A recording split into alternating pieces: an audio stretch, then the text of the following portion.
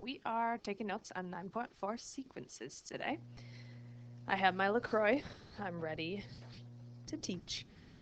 So a sequence is a pattern of numbers, and we're going to talk pattern of numbers. We're going to talk about the way we write sequences. We're going to talk about different types of sequences. That's going to be today. So a sequence is going to look something like this, where we have a term and then another term and then another term, all the way up to whatever term we are going to end at. I keep saying this word term. So this is our first term. This would be our second term, our third term, and then the nth term. So a really simple sequence that we all know would be just the counting numbers, so like 1, 2, 3, 4, 5, etc. 1 would be our first term, 2 would be our second term, and so on. And if you notice in that sequence I just talked about, our counting numbers would be technically the numbers 1 through infinity, and that would be known as an infinite sequence. Infinite. Or a sequence that continues forever, is never ending. However, not every single sequence has to be infinite. It can also be known as a finite sequence, or a sequence that does have an ending point. It has a set number of terms. Has a set number of terms. So we've got finite and infinite sequences. This is our first way to distinguish a sequence. Next thing I want to talk about is how we can write these. So we can write our sequences in a lot of different ways, and it's often known as how we define them. So how a sequence is defined. There's two ways that a sequence can be defined. It can be defined recursively or explicitly. And you've probably heard both of those words, but let's talk about their math definition. So recursive and explicit.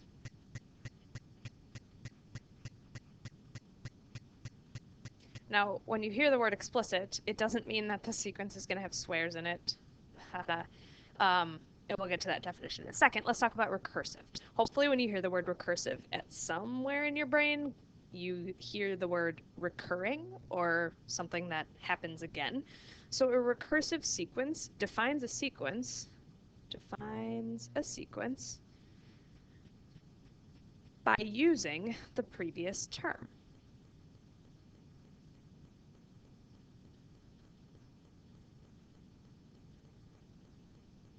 A recursive sequence defines a sequence by using the previous term. An explicit sequence obviously does not do that then. It doesn't need the last term to get the next one. An explicit sequence is a way to define a sequence,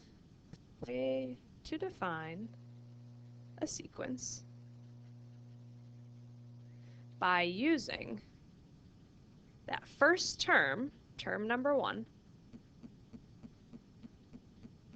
So that would be like a sub 1 is often what we're going to call that, and the term number of interest. And the term number of interest. What do these mean? Let's look at an example to kind of get a better definition of recursive and explicit. Write the first 4 terms of each sequence, assuming n begins with 1. All right, first I just want to look at these two definitions and see if we can decide which is explicit and which is recursive. So the first one says a sub n, any term in this sequence, is equal to 2 times n, or the term number, plus 1. All right, that's first. Second one says a sub 1 is 1. Hey, they're giving us our first term. And then a sub k, any term, is equal to 2 times a sub k minus 1. Let's consider which of these is recursive, which of these is explicit. I want to look at this b for a second. So let's say I wanted to find term number 7. I want to find the 7th term in my sequence. I would take 2 times a sub 7 minus 1. Well, we're smarter than that. What's 7 minus 1? 6. 2 times a 6. If I look at this definition, the 7th term is equal to 2 times the sixth term, hopefully it's kind of obvious that this is a recursive definition. Recursive, meaning I need the previous term, the sixth, in order to get the seventh.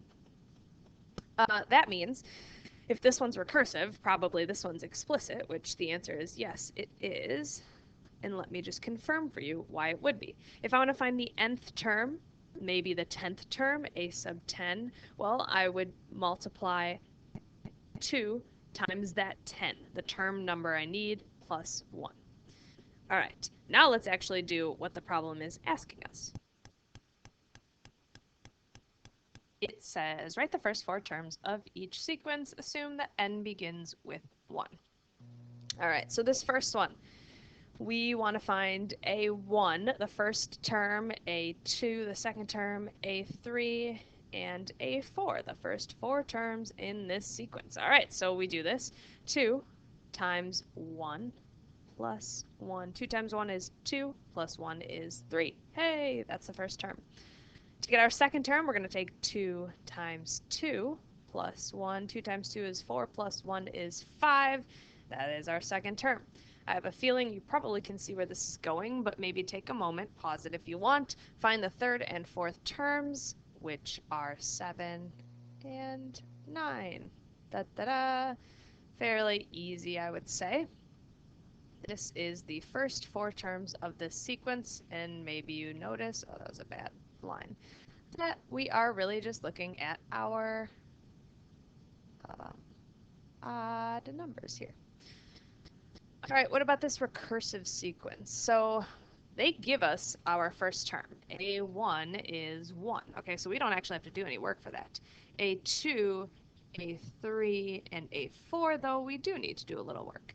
So by this definition, if I want to find A2, I am going to take 2 times A1, or in this case, 2 times our first term, which was A1, or the answer is 2. To find our third term, I'm going to take 2 times the previous one, which was the second term. So 2 times 2 is 4. And for our fourth term, I'm going to take 2 times the third term. 2 times 4 is 8. Our first 4 terms of this sequence. That was supposed to be a straight line, but, you know, everyone has their day. All right. Next thing we got to talk about is the difference between an arithmetic and a geometric sequence. Okay, that was also supposed to be straight. Maybe we can try that again. Arithmetic and geometric sequence. So we talked, or I mentioned on the last slide that I can have, okay, whatever. That a sequence can be infinite or finite, goes on forever, does not go on forever. Explicit or recursive, the ways they are defined. Here's another distinguishing factor in a sequence, arithmetic and geometric. First, let's talk about arithmetic. So for an arithmetic sequence, we're going to either be adding or subtracting a number to every term. Subtracting.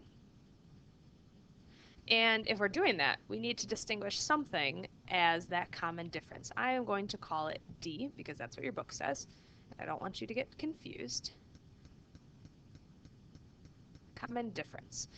Well, how would this sequence look? It's going to look something like this. We'll have a first term, A1, and then we're going to add that common difference to that first term, A1 plus D.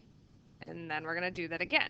And technically, this next term would be our first term plus D, which is here. I'm using this. But then I want to add another common difference.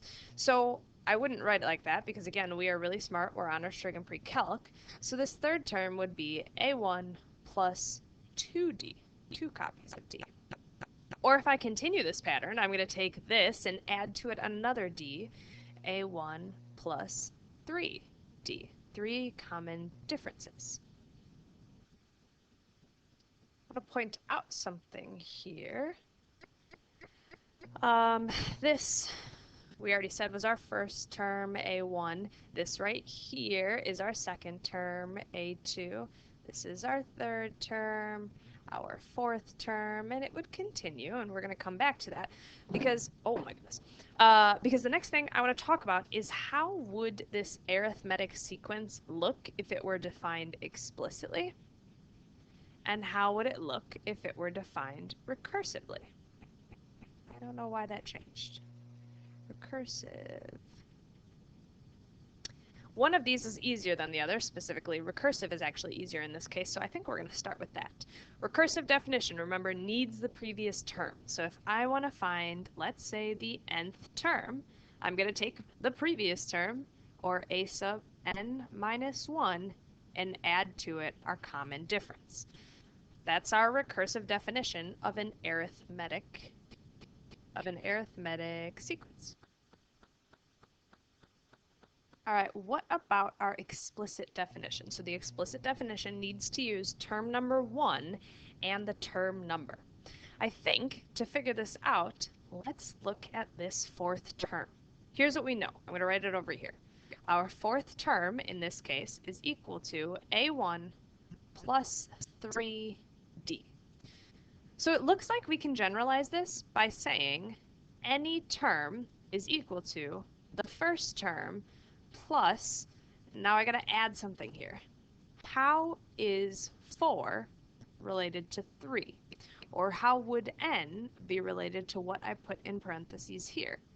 Well, 4 minus 3 is equal to 1, or a different way of saying that is n minus 1 would be what we're doing here.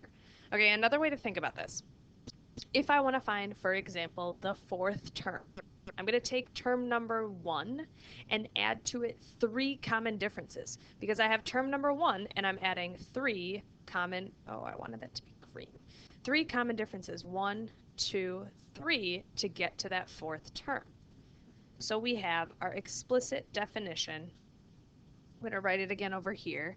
Any term in a arithmetic sequence is going to be our first term, a1, plus n minus 1 copies of that common difference. All right, we got our definitions for arithmetic and geometric, or excuse me, we got our arithmetic explicit formula, arithmetic recursive formula. Now what about geometric? So a geometric sequence is going to be multiplying and dividing by us the same number every time. Multiplying or dividing. And so if we're doing that, we need some term that we are multiplying, and so we are going to use r to be the common ratio. What would a geometric sequence look like? Well, we're still going to start with that first a1, and then we're going to take a1 and we're going to multiply it by r. And then we're going to take a1 times r and multiply it by another r. But again, we are honor stricken pre-calc. We wouldn't write something like this.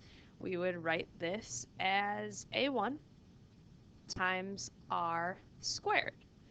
Or the next term would be a1 times r cubed, and so on. Similarly to our arithmetic sequences, I want to talk about how we write them explicitly and recursively. Explicit and recursive. And like with our arithmetic, the recursive definition is probably going to be easiest. So if I want to find the nth term, I need the previous one, a sub n minus 1, and I'm going to multiply it by r. Very simple. Our explicit is a little bit more challenging, but because we already saw kind of the pattern here, it might work the same. So this is our first term, our second term, our third, our fourth, and maybe that would help you see that the explicit definition of a geometric sequence, any term, oops, I did not mean to do that, a sub n, if I want to find any term in this sequence, I'm going to take my first term, a sub 1, and multiply it by r to the n minus 1. How did I get that? Well, notice for my fourth term, I multiply it by 3 copies of r. Let's try 2 problems related to this. I think what I'm going to do here is read this through. I'm going to show you the answers right away, and then I will put the work after. So a good idea would be to pause it, try it on your own, see if you can get the answers. If you get the answers, you don't have to keep watching. Obviously, if you need, you can fast forward. So find the common difference, the 10th term, a recursive rule, and an explicit rule. Okay, so right away they tell you they want a common difference, so I know that this is an arithmetic sequence. How do I find the common difference? Oh, I just said I was going to give you the answers first. Okay, pause this, try this problem, then I'm going to give you the answers, then we're going to go through it.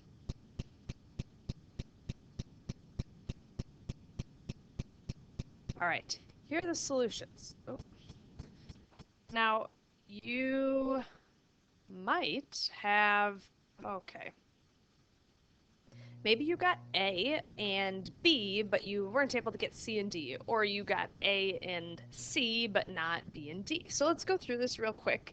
To find the common difference, this is kind of the easiest part of this process. We need to figure out, like, what am I adding to get from -2 to 1, or from 1 to 4, or from 4 to 7. Even as I'm saying this, hopefully it's very obvious that the common difference is 3. Easy. Then we need to find the 10th term, and actually I'm going to suggest we hold off on finding the 10th term until we have our explicit rule. Why? Well, because then I can just plug it in. Yes, of course, you could go 7, then 10, then 13, and continue the sequence, but that's more work than we want. So let's skip B for a moment, and let's talk about our recursive definition. Our recursive definition is not super hard. If we go back to the equation, we need our A sub n is equal to A sub n minus 1 plus that common difference, which we already found to be 3, so C should have been fairly easy. Let's talk about our explicit rule. So in general, the explicit rule for an arithmetic sequence is A sub n is equal to A sub 1, our first term, plus n minus 1 times d, our common difference. So in this case, any term is equal to A sub 1, which was -2, plus n minus 1 times that common difference of 3. And again, we are super smart honors, trig, and pre-calc, so we wouldn't leave it like this. We would distribute that 3, so we'd have A sub n is equal to -2 plus 3n minus 3. We add -2 and -3 to get my final. A sub n is equal to -5 plus 3n. That is our explicit rule. And now it's easiest to find B. So to find A sub 10, I'm going to take -5 plus 3 times 10. 3 times 10 is 30, minus 5 is 25. Yay! One more problem for you. I'm sorry, this is kind of a longer video. We're going to talk about a geometric sequence. In this one, I'm actually not going to do all of the work for. I'm going to just put out the solution here. So we're going to need to find the common ratio, the 10th term, a recursive rule, and an explicit rule. The sequence is 2, 6, 18. Pause the video, try this problem, then press play to see the answers. All right, here are the solutions. I'm not going to put the work up, but I would ask that maybe if you have a question, you pause this video and actually just watch it again tomorrow and retry it when you have, or not tomorrow, Wednesday, when you have class again. Your brain will be fresh, you might get a new set of eyes and be able to get the answer. Otherwise, send me a message on Teams, send me an email, whatever it is, and I would be happy to write out your work. All right, have a great day.